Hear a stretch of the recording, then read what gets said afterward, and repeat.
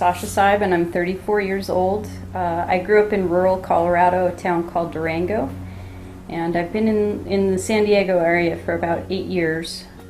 John Sheedy is a good friend of mine from Colorado as well, and he had a call from an author here named Victor Villaseñor.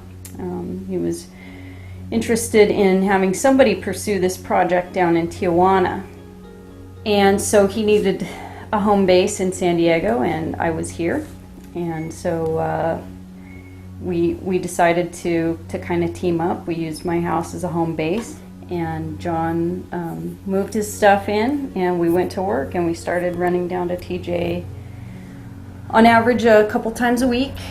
I was really amazed that I had been living this close to another world for so many years, and I hadn't ventured down beyond, the tourist areas.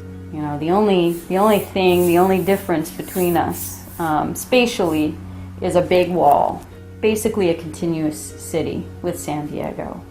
Outside of that, the ocean current runs north, brings all of Tijuana's problems up to us. The environmental problems come up that way. The social problems leach into our society too. And we live this kind of safe and insular existence up here, not recognizing how close we are to a disaster, a virtual disaster. So it was really eye-opening to me in that way too. We often become very complacent in our daily lives and in our world. And it's humbling to spend time with kids who don't necessarily know where their next meal is coming from. I fell in love with the kids. The thing that took me into the dump week after week was we met these kids, probably our second visit down. They were basically a group of cousins and brothers and sisters who all lived in the same area, more or less. They were our attachment. And by the end of the time we spent down there, they became their own storytellers. One of the kids was a girl named Reina. And she's a beautiful little girl. She's 12 years old now. She's just blossoming into her womanhood, and she's unfortunately she's one of 2 siblings. And their mother died when they were very young. Reina, I think, was 2, and her brother was just an infant. A few moments that really stuck out in my mind were when we actually crossed the line and interviewed Reina about her father, because it was a really important story to us. Reina was a very smart, very talented young girl, and she was very guarded about the whole thing. And she was comfortable talking with us about it, and we wanted to make sure that we didn't cross the line without her permission.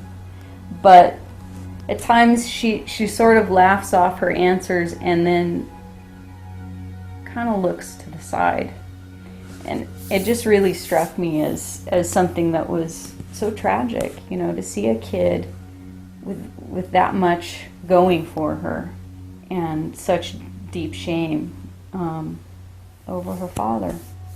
What I hope that people can recognize, people who see this film, are, they're going to see a lot of different things. They're going to see drugs, and they're going to see gangs and drug addicts and robberies.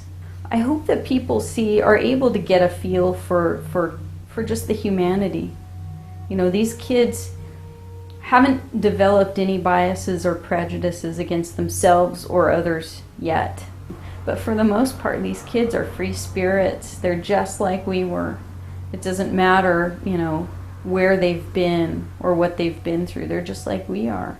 And so I hope that people will come away from this film with a sense of hope. A sense that fundamentally we're all the same, and given the right tools, each one of us has the potential to achieve great things.